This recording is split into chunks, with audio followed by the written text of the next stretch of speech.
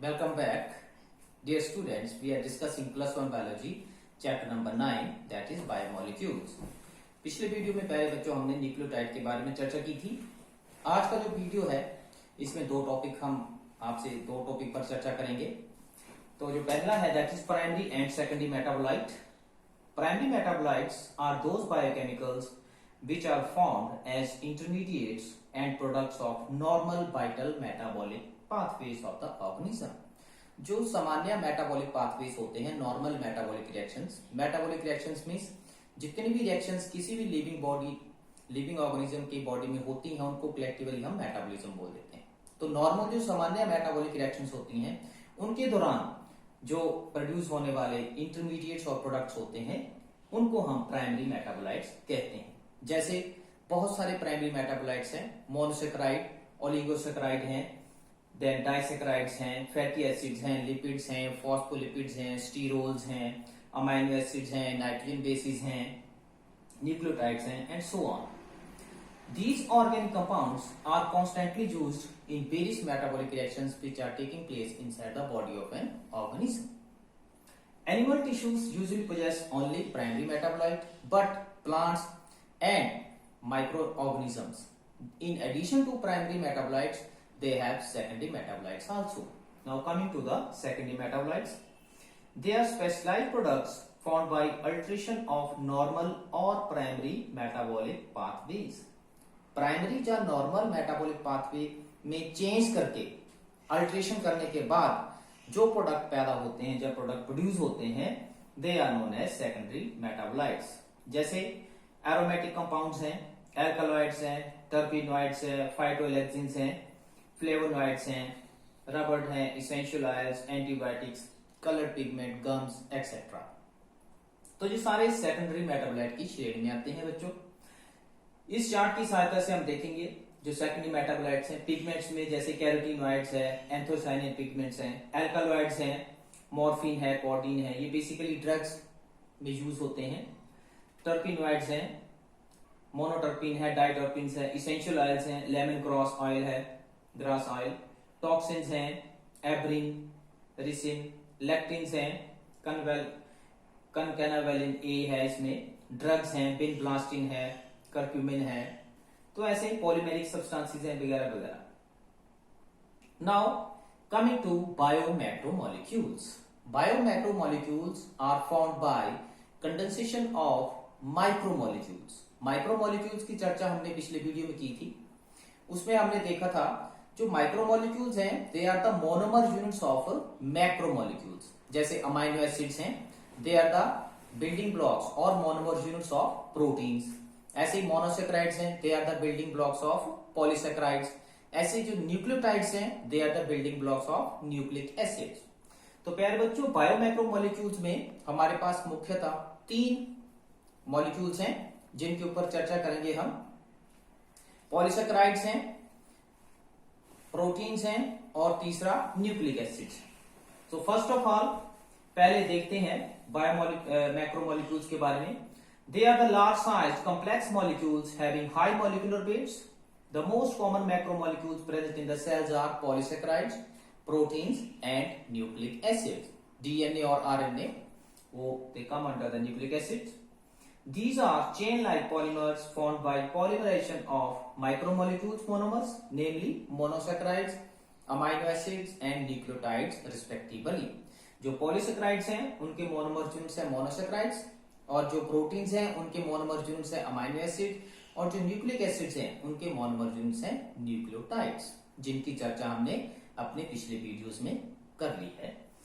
Now coming to polysaccharides. Poly means many, saccharide means sugar. So they are complex long chain carbohydrates which are formed by polymerisation of more than 10 generally very large number of units called monosaccharides. ऐसे complex macromolecules हैं जो कि 10 से ज्यादा है। वैसे 10 तो ऐसे जनरली लेते हैं, लेकिन बहुत ज्यादा मात्रा में जो मोनोसैकेराइड्स होते हैं दे आर कंडेंस्ड और they are polymerised to form polysaccharides. Structurally अगर हम देखें तो they are of 2 types, homopolysaccharides and heteropolysaccharides. Homo means same, hetero means different. तो homopolysaccharides They are complex carbohydrates that are formed by polymerization of only one type of monosaccharide units. जैसे starch है हमारे पास, glycogen है, cellulose है, ये है होमोपॉलीसेक्राइड, और दूसरा है हेटेरोपॉलीसेक्राइड. They are the complex carbohydrates that are formed by condensation of more than one type of monosaccharide monomers. अब ये ऐसे complex कार्बोहाइड्रेट्स हैं या पॉलीसेक्राइड्स हैं जिनमें एक से अधिक मोनोसेक्राइड यूनिट होते हैं, जैसे पेक्टिन है, काइटिन है, हेमिसेलुलोज है.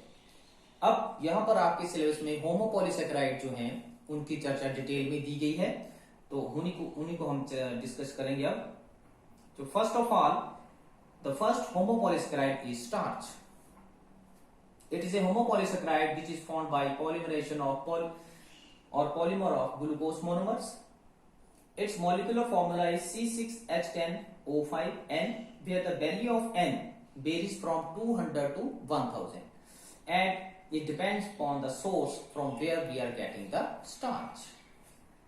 It is a cheap food reserve material or storage polysaccharides of plants and gets stored in special leucoplasts, known as amyloplasts, जिसकी चर्चा हमने प्लास्टिड वाले चैप्टर में की थी, फर्स्ट सेल वाले चैप्टर में. It is found mainly in seeds, roots, tubers. प्यारे बच्चों, जो स्टार्च है वो मुख्यतः सीड्स में पाई जाती है, रूट्स में, ट्यूबर्स में. जैसे हम ट्यूबर, सोलानम ट्यूबरस हम है पोटैटो, जो हमारे दैनिक जीवन का एक अभिन्न अंग है. ऐसी कोई भी सब्जी नहीं है जिसमें पोटैटो ना हो. तो ये मुख्यतः स्टार्च का सोर्स है. उसके अलावा हम व्हीट खाते हैं, कॉर्न खाते हैं. They are the major source of starch. जैसे कि हमने अभी देखा, जो स्टार्च है इट इज पॉलीसेक्राइड और polymer of monosaccharides, that is glucose. तो जब भी हम स्टार्च खाते हैं तो जब इसका डाइजेशन होता है, अल्टीमेटली जो स्टार्च है it gets converted into glucose after digestion. तो उसके बाद ग्लूकोज जो है उसका एब्जॉर्प्शन होता है हमारी बॉडी में, फिर हमारी बॉडी में वो ट्रांसपोर्ट हो जाता है और प्रत्येक सेल में जाकर हमें वो it provides energy on undergoing oxidation. So it gives blue black color with the iodine solution. अगर हम टेस्ट करना चाहें स्टार्च का तो एक आयोडीन सोल्यूशन टेस्ट होता है, बहुत सिंपल सा टेस्ट है, and it gives blue black colour. Now coming to the composition, starch is not a single compound but it is a mixture of two components, amylose and amylopectin. जो amylose component है प्यारे बच्चों वो unbranched straight chain component है, और जो amylopectin component है वो हाईली ब्रांच्ड कंपोनेंट है स्टार्च का. यहां हम स्ट्रक्चर देखेंगे इसकी. जैसे ये अमाइलोज की बात करें तो ये स्ट्रेट चेन कंपाउंड है, स्ट्रेट चेन कंपोनेंट है. हालांकि यहां पर इसकी क्वाइलिंग हुई है, लेकिन ये क्वाइलिंग है, अदरवाइज जो चेन है वो स्ट्रेट है. और अगर हम अमाइलोपेक्टिन की बात करें तो यहां आप देख सकते हैं it is highly branched molecule. ये स्ट्रेट चेन है, इसके साथ यहां ब्रांचिंग है, ये आगे ब्रांचिंग है, इसकी फर्दर आगे ब्रांचिंग है. तो ये आप देख सकते हैं यहां पर. आगे इसकी स्ट्रक्चर को हम डिटेल में देखेंगे. Now both amylose and amylopectin, they are the polymers of alpha D glucose. Alpha dextrorotatory glucose जो है इनका मोनोमर यूनिट होता है. First of all, amylose, it is a linear polymer of alpha D glucose. It contains about 200 glucose units which are linked to each other through alpha 1,4 glycosidic linkage. इस linkage की बात हमने जब disaccharide किया था पिछले वीडियो में तब की थी. तो आइए देखते हैं किस प्रकार से लिंकेज होती है. ये प्यारे बच्चों बहुत सारे ग्लूकोज मॉलिक्यूल हैं. Now each glucose molecule is attached with other glucose molecule through alpha 1,4 linkage. यहां अल्फा 1,4 लिंकेज एक बार फिर थोड़ा सा बताएं आपको. ये इस कार्बन एटम के ऊपर जो हाइड्रोक्सिल ग्रुप है वो नीचे की तरफ पॉइंटेड है, सेम यहां पर, इसलिए ये अल्फा है. अब सिंस इस ग्लूकोज का कार्बन नंबर 1 और इसका carbon number 4, they are taking part in the formation of this linkage, that's why the linkage is alpha 1,4 linkage.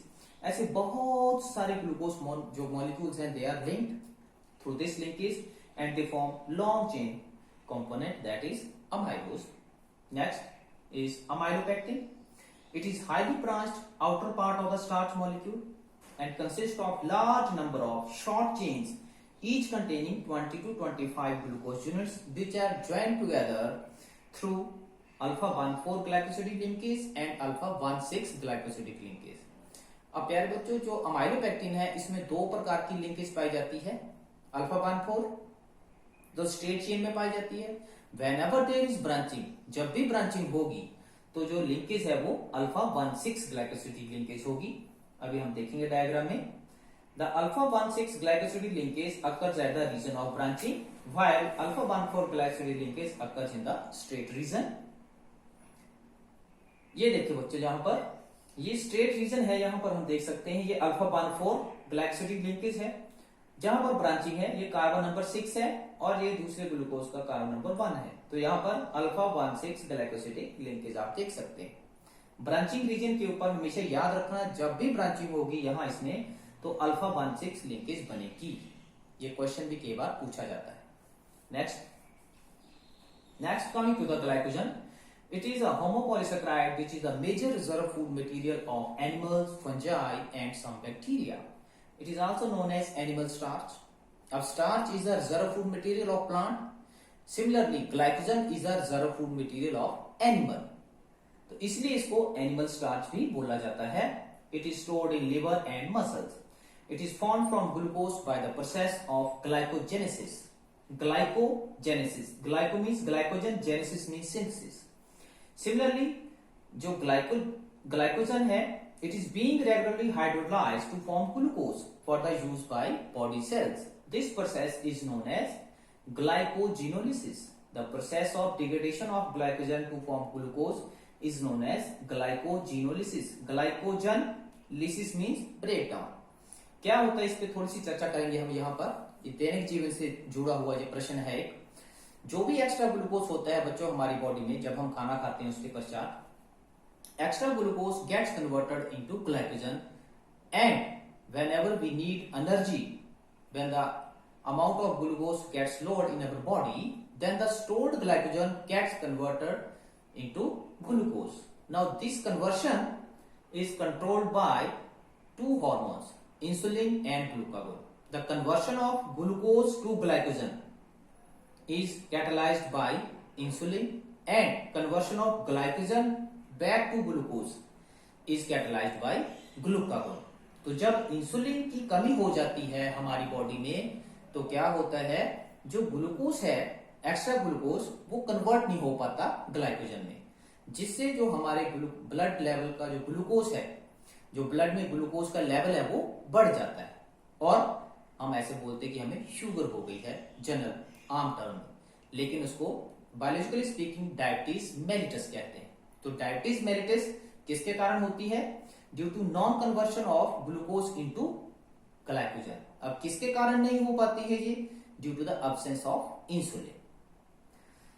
Next, coming to the next point, it gives red color with iodine and is formed of 5,000 to 30,000 glucose residues. जो starch है वो blue black colour देती है iodine के साथ, जो glycogen है it gives red colour. Glycogen is similar to amylopectin fraction of starch. जैसे अमाइलोपेक्टिन जो है वो ब्रांच्ड कंपोनेंट है स्टार्च का, उसी प्रकार से जो ग्लाइकोजन है ये भी एक ब्रांच्ड स्ट्रक्चर है और इसकी जो मोनोमर यूनिट है वो भी सेम है, alpha D glucose. In the straight part of the chain same वैसे ही है जैसे हमने पहले स्ट्रेट चेन में जो लिंकेज होती है दैट इज अल्फा 1,4, और जब भी ब्रांचिंग होगी वहां पर जो लिंकेज होगी तो वो होगी अल्फा 1,6 ग्लाइकोसिडिक लिंकेज. नेक्स्ट हम डायग्राम में देखेंगे आगे. ये देखो बच्चों, ये है इसकी डायग्रामेटिकली है, ये आपको समझाने के लिए, वास्तविकता में नहीं है. तो एक ब्रांच स्ट्रक्चर है, हाईली ब्रांच स्ट्रक्चर है ये. और अगर इसको हम थोड़ा मॉडिफाई करके देखें, मैग्नीफाई करके देखें नेक्स्ट डायग्राम में, तो यहां पर आप देख सकते हैं ये स्ट्रेट चेन है, इसमें अल्फा 1,4 लिंकेज है और यहां पर ब्रांचिंग है तो यहां पर 1,6 लिंकेज देख सकते हैं. This is all about glycogen. Next is cellulose. It is the main structural polysaccharides of plant and is found in cell walls of most algae, all higher plants, certain fungi and certain protistans. तो ये मुख्य structural component है plants का. It has very high tensile strength and it forms 50% of the organic carbon of the plants. तो यहां से आप देख सकते हैं कि इसकी जो मात्रा है वो कितनी है. And this thing is very important. It is the most abundant organic molecule of the earth सबसे ज्यादा अधिक जो अर्थ के ऊपर कोई मॉलिक्यूल पाया जाता है organic, that is cellulose. Cellulose molecules are long chains of polymers of 6000 to 10,000 beta glucose units. अब यहां पर बीटा ग्लूकोज यूनिट है और जो लिंकेज है वो भी बीटा 14 होगी। They are unbranched state linear chain. The adjacent beta glucose units are joined by beta 14 glycosidic linkage. Major portion of our food is composed of cellulose. जो भी हम खाते हैं उसमें मुख्यतः सेलुलोज होता है, लेकिन हमारी बॉडी जो है वो उसको डाइजेस्ट नहीं कर पाती क्योंकि हमारी बॉडी में सेलुलोज डाइजेस्टिंग जो एंजाइम है वो एब्सेंट होता है। सेलुलोज को जो डाइजेस्ट करता है एंजाइम उसका नाम है cellulase and it is absent in our body and is found in the body of ruminants. Next one. Now coming to the functions of polysaccharides. Reserve food material. They act as a reserve food material. Starch is the reserve food material of plant and glycogen is the reserve food material of animal, fungi and bacteria. Cellulose is the major structural component of plant cell wall. Cellulose is used as food by herbivorous animals. Chitin जो कि हेटेरोपॉलीसैकेराइड है, ऊपर हमने चर्चा की थी। It is a structural component of fungal cell wall and exoskeleton of most of the insects, crustaceans and some of the arthropods. Peptidoglycan is a component of cell wall of bacteria, जिसकी चर्चा हमने cell वाले chapter में की थी। तो इस प्रकार से हम यहाँ पर इसके फंक्शंस यहाँ समाप्त होते हैं। तो आज की वीडियो में प्यारे बच्चों इतना ही।